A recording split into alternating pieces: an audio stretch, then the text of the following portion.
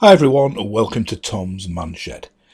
Right, today's review is on another item from Lidl's, as most of my reviews are. And it's this, I'll just put my glasses on. It's an ultimate speed portable jump starter with power bank. Model number is UMAP 12000B2. I'll just hold it up as usual. So just freeze that if you want to check on all the specifications.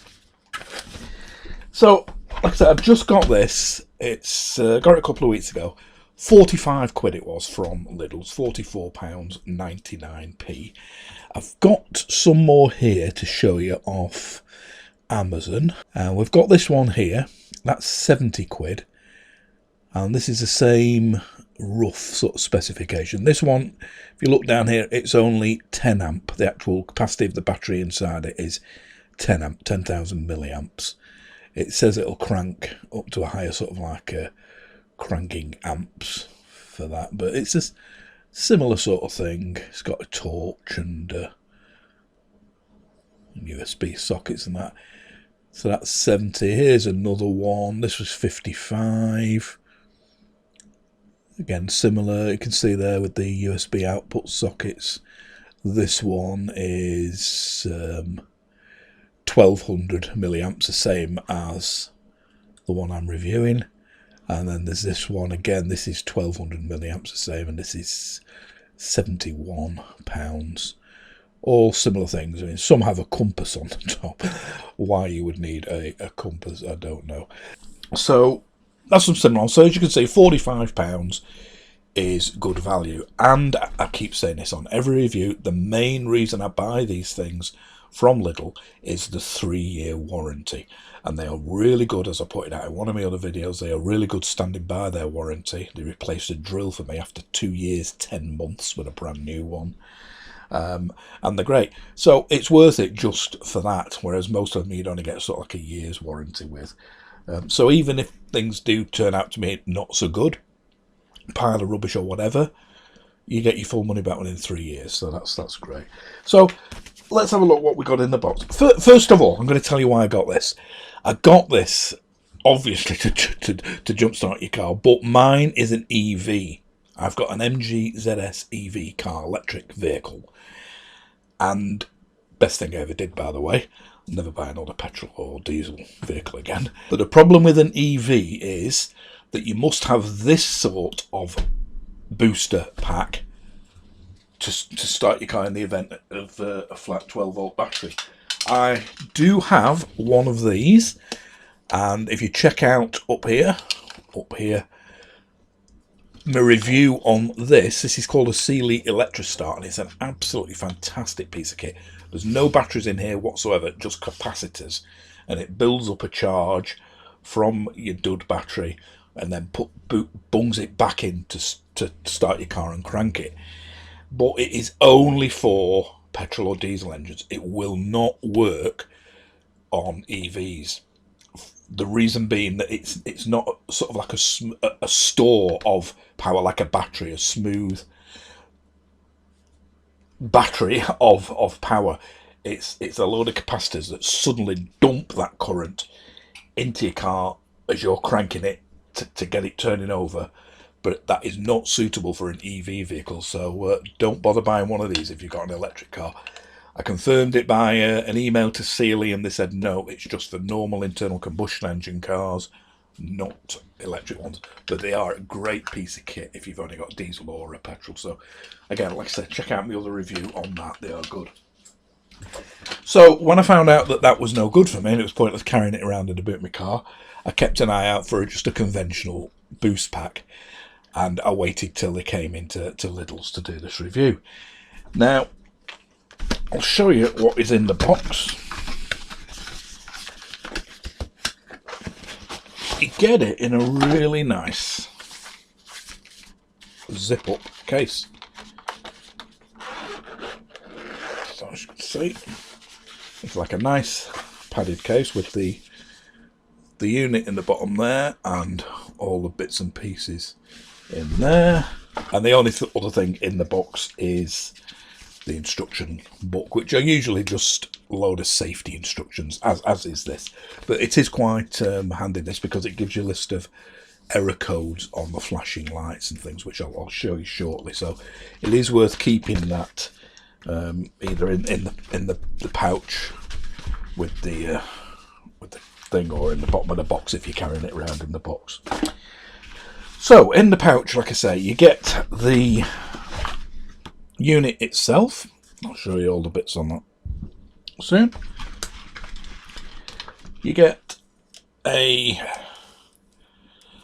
wall wart, whatever you want to call it, charger, standard USB. I've got tons of these now. Every appliance you get seems to come with one of these. And it's got 3 different USB ends on it. A USB-C, a USB micro, and a USB mini. So mini, micro, and USB-C. That's to, you can plug that lead in the unit and charge your phone or your tablet or a device from that. And again, you use this wall wart to actually charge the device. I'll show you. You get this, which plugs in there, so you can run a 12-volt accessory off it. And the most important of all, you get your actual jump leads. So let's go through it on here. You've got this here, your power button. When you turn that on, press and hold for about 3 or 4 seconds. The light comes on, press and hold it again to turn that light off. It's quite a bright light, but you'll see here these 4 little lights. That gives you the state of power in this pack. And it says don't try jump starting your car unless you've got at least 3 of these lit up. So obviously you've got to make sure this is charged up at all times in the boot of your car or whatever, or it ain't going to start your car. That's the beauty of that capacitor type. There's no built-in battery. It's explained in the review of that, but like I say, it's unsuitable for electric cars. That's why I've got to have this sort. So that's the little lights there. There's your power button. You've 2 USB output sockets here, one 1 amp and one 2 amp. And you've got your USB input, which is a micro USB. So that's what you use to charge this up from. So it's a 1200 milliamp battery, 12 amp battery. This charger that comes with it is only 1 amp. So it would take a full 12 hours. I think it's 1 amp. Yeah, 1 amp output on that. If you've got a 2 amp charger or something, it might charge in half the time. It doesn't always work out that way. It's just if this is capable of taking a 2 amp input current. If not, it would just still charge at 1 amp. I've not tested that. And this here, as you just saw then, is a torch, and it's a pretty powerful torch. As you turn it on, that comes on steady, as you can see. If you press it again, it goes into like a strobe mode. And if I press it again, it goes into SOS. So it does ... dash ... How useful that would be, I don't know. But the strobe effect would attract the attention of motorists more. Or you can use the thing. If I just turn the lights off in here, you might get an idea of. So you can see it's quite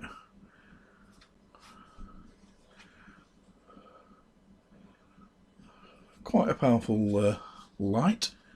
Certainly enough to help you under your bonnet.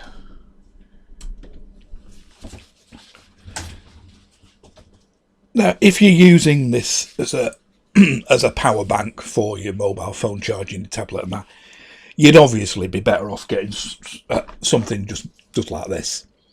I mean, this is much more suitable. This is double the capacity of this. This is 1200 milliamp. This is 2600 100 milliamp. So it's 1000 milliamps. So this is 26 amps. This is 12 amps. But of course, this is incapable of jump starting a car. So that's the main reason I got this. So here we are, back to the most important bit. Now, under here, under this flap here, it's just like a rubberized flap. See the socket, and these are polarized, so we'll only go in one way.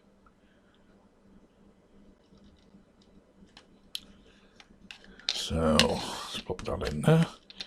And as we plug it in, you don't have to have it turned on here, by the way. That's just to show you the state of charge and these outputs and that. And it turns itself back off after 20 seconds if nothing has been. If it's using current, if it is charging your tablet or whatever, it'll stay on. But if there's no output detected from it, it turns itself off in 20 seconds. Now, once we've got these plugged in, you can see these two flashing lights. Now, once you've connected this to your battery, as you'll see shortly when I demonstrate it on the car, when you connect this to your battery, it goes on to a steady green light here. The red light goes out, and the steady green light comes on, saying that it's ready to start your car. Again, all these flashing lights are explained in the book. There are certain sequences that indicate a fault, and there's bleeps and stuff like that, again, as you'll hear when I do it on the car. But that's how you'd use it. Plug that in and then put it on your car. If you've had one go at sort of starting it and then you try again, I've found that I had to unplug that and plug it back in again and sort of start from scratch. So if you're not getting the right flashing lights, just unplug that, then plug it back in and make sure them two are flashing to begin with, and then the green one goes steady once it's all connected.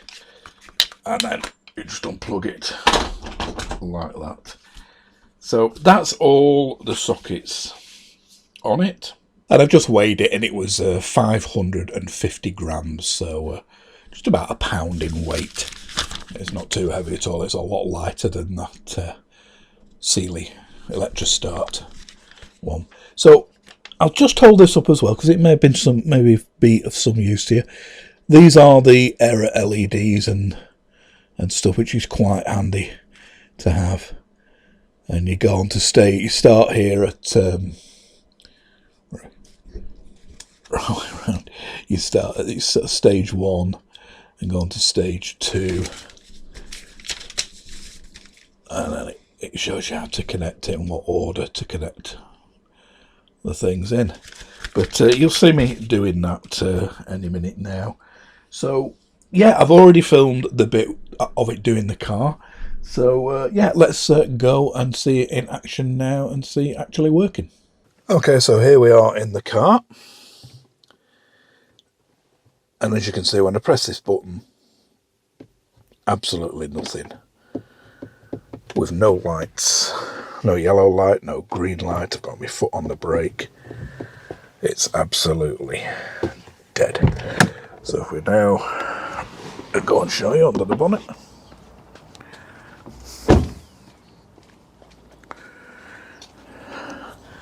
Now we've got the multimeter here. So we'll just put the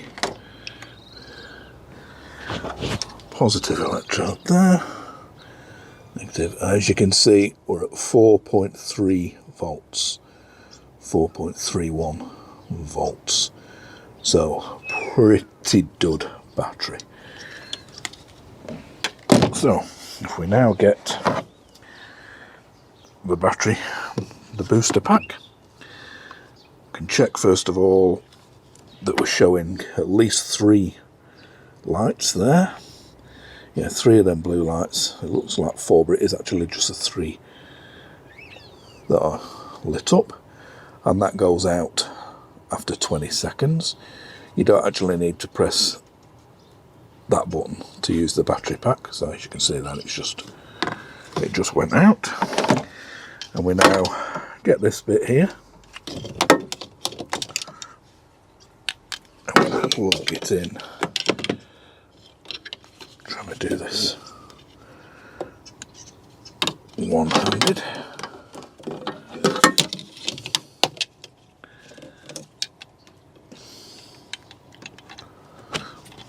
Okay, so we've plugged that in now, and you can see the lights are alternating red and green. So if we attach the positive first, and now the negative, and you can hear some relays. Oh, that's the hazard warners coming on to say the alarm has been triggered because the battery's up to voltage now. That's gone a steady green. As we go back into the car, foot on brake, click the button. You can see now we've got the ready sign. That bleep was my right, the first one was dash very difficult. cam I hadn't left that. Starting up here, but you can see now we're in the ready configuration there. So on that's with the battery pack connected. It's just energized it enough, and now because we're in the ready mode, the main traction battery of the car is now acting like your engine is running and your alternator is running and charging the battery. So what you do, you'd leave it like this in the ready mode and then go and reconnect. Take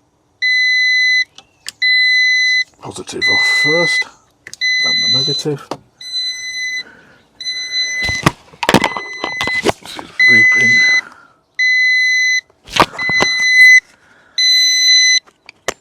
So undo it. Sorry, a picture of the wall, but all I've done is just unbleep. When it's bleeping like that, just unplug the leads. It's done its job. Put that there. Stick it all back in its case. And like I said, we've now got nothing on it.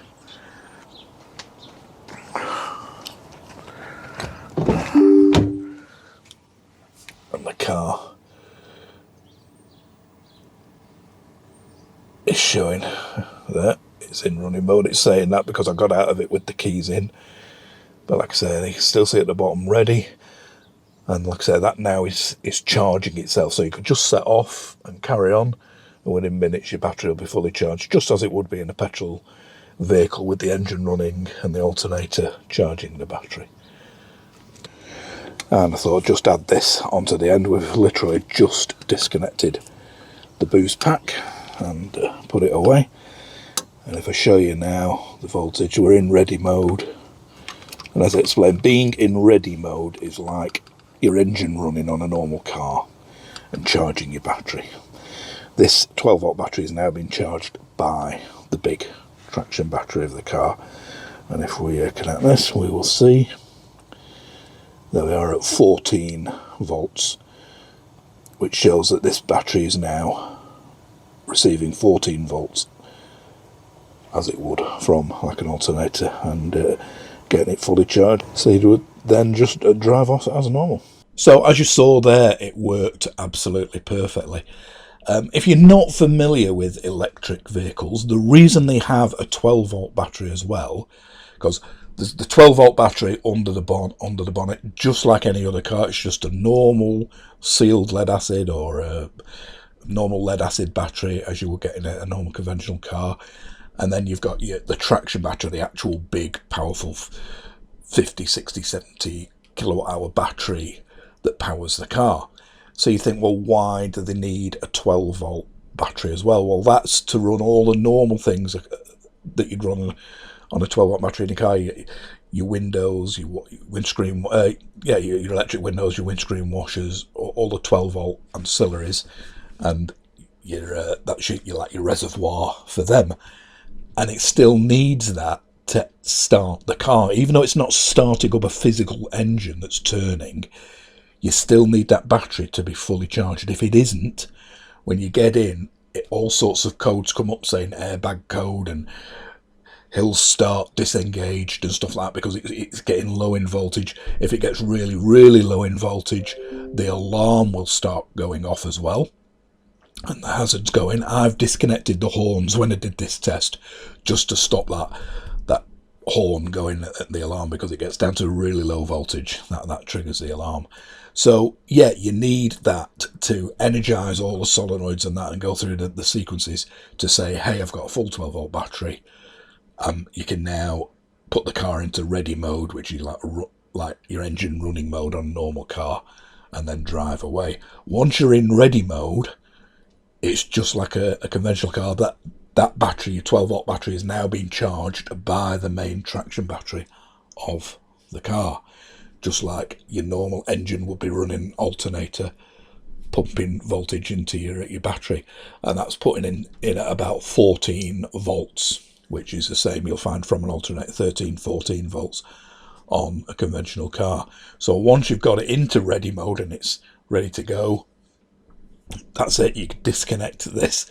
It says in the instructions, as soon as the engine starts, or as soon as you've got the ready thing, disconnect this, because then you've got 14 volts going into this, which probably wouldn't do it much good. So I think I was a bit slow, and that's why it was doing its bleeping until I unplugged that lead. So yeah, you'd be inside. You'd have a mate sort of probably connect it if you had somebody with you, and as soon as you're in ready, or as soon as your engine is started, you would take this off, and then you'd continue to run your engine or whatever until it's topped up the battery. So yeah, as you saw there, it worked perfectly. Car wasn't responding or whatsoever before I put it on. Put that on, and Bob's your uncle. And like as I explained before, the reason it was bleeping when I went back on the bonnet was because I'd left it on a bit too long, I think, and it carried on bleeping even when I disconnected it, until I actually physically took that out. So as soon as your car's ready to go, get this disconnected. Now, with an electric vehicle, the cranking amps and that don't really matter. So a 1200 milliamp internal battery on this is fine, because all it's doing is getting your battery at 12, getting a 12 volt input to energize some solenoids. It's not physically cranking over like a 3 litre diesel or anything like that, which takes some oomph to get going. So you might struggle with a low battery pack like this to do that. But even when I would think half the power, there's a 6,000 milliamp, 6 amp internal battery on here or whatever, would probably do fine. Like I say, it's just a matter of getting them solenoids of your EV energized with 12 volts to make it think it's got a 12 volt battery, and then it starts charging itself. So as you saw, it worked fine. So let's go and try it now on my daughter's vehicle. It's now Tuesday. She's not due till tomorrow, so I'm going to film this tomorrow, and I'll show it jump starting a conventional petrol engine. Okay, so here I am in my daughter's car now. It's a 1600, it is 1600, isn't it? Was it 2 litre? 1600, I think. Petrol Toyota car, and we've been running a battery flat, turning headlights on as usual. You can see we're down to 8 volts on the multimeter. So I'll take that off now. Put that there. And I'll just to prove it, I'll ask my daughter to try starting the car. You might be able to hear the fan running. We've had the headlights on, but they're back off now. But as you can hear, this is her trying to start it. Nothing's happening. So I'll now connect up with this. And like I say, you don't need this on at all. You don't need to press this. This is just to start power to the ancillaries here, but you can, if you like, just do it to see we've got 4 bars, and this time we've got 4 bars on that, so it's fully charged with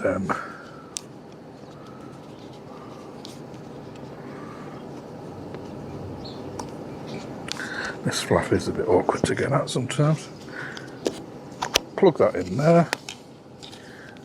We've got the red and yellow flashing lights, so if we're now position this. They are very short leads, as you see, but so positive, negative, and you can see, you heard the fan increase in volume. That has gone on to a steady green. So right, if you try and start your car now, the radio's started up inside as well. Okay, leave it running. As you saw there, we started going, the red flashing light and the bleeps straight away. And as you say, even when we take it off here, it carries on bleeping, showing you a red flashing light and taking it out. So basically the bleeping is just to tell you to disconnect it from the battery, but you do need to physically take that off as well. And if we get the multimeter now, that should show.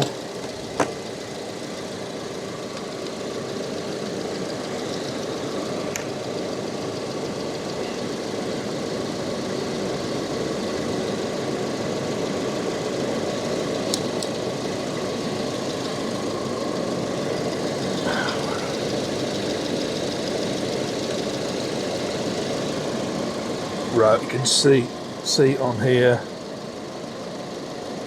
it's showing 13 volts. If you rev your engine up, okay, as we rev it,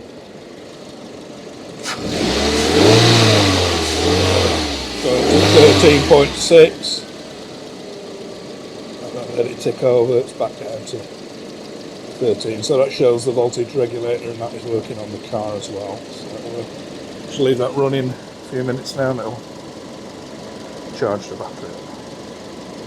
So as you saw, they're easily capable of turning over my daughter's, I think it's like I say about 1600, but up to, it says up to 3 litres, and I trust it because it turned that over pretty easy.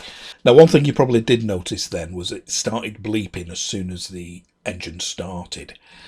When I did mine yesterday, I assumed it was because I'd left it on too long. It was because I couldn't hear the bleeping when I was sat in my own car and doing it on my own. But today, as soon as I was there under the bonnet and my daughter was starting the car, as soon as it started bleeping. So that bleeping is obviously just to tell you to disconnect it. But even when you've disconnected the unit from the battery, it still carries on bleeping until you've unplugged them leads from the unit itself. When I tested it when I came back in just now, the all 4 bars are still showing full, so that quick little, as you saw, it started immediately, so that used hardly any power at this. So you should be able to crank it a few turns if it's a stubborn start engine before this goes flat. Just wanted to show you what I'm doing when I carry it around. I'll carry the, as you can see, you can fit the instruction in with it. Now, I'm not going to carry around this wall plug. I've got the leads and the cigar socket adapter in there, and obviously the jump leads to start the engine, but I've no need for this because I'm going to be doing the charging of this, keeping it topped up at home, or if I'm out and about, I'll have my phone charger with me to use that. One thing I did try, again, before I said I didn't know whether it could charge at a higher rate than 1 amp. Well, it can. I plugged it into me Pine Power desktop power supply. Again, check out the review of that up here, and that gives you a digital readout of how much output power it's going. So it was giving 5.2 volts at 1.9 amps, so nearly 2 amps. So it will take a 2 amp current. So if you get yourself a 2 amp one of these instead of this 1 amp that you get with it, it'll charge it from totally flat to fully charged in 6 hours. So yeah, basically that is it. Suitable for petrol, diesel engines, and like I say, most importantly, that's why I made this separate video, EVs, electric cars. Totally suitable if you find yourself with a totally flat battery in your electric vehicle. So yeah, good value I think at 45 quid with its 3-year warranty. So thanks for watching this video. I hope it's been of some use to you. If you do want to subscribe, click the little icon of the shed here, and I'll catch you for the next review very, very soon. Think it's going to be on this, a little laser distance measurer I picked up at the same time from Lidl's. So I've yet to have a play with that, and that's probably going to be my next review. So catch you for that then. Bye for now.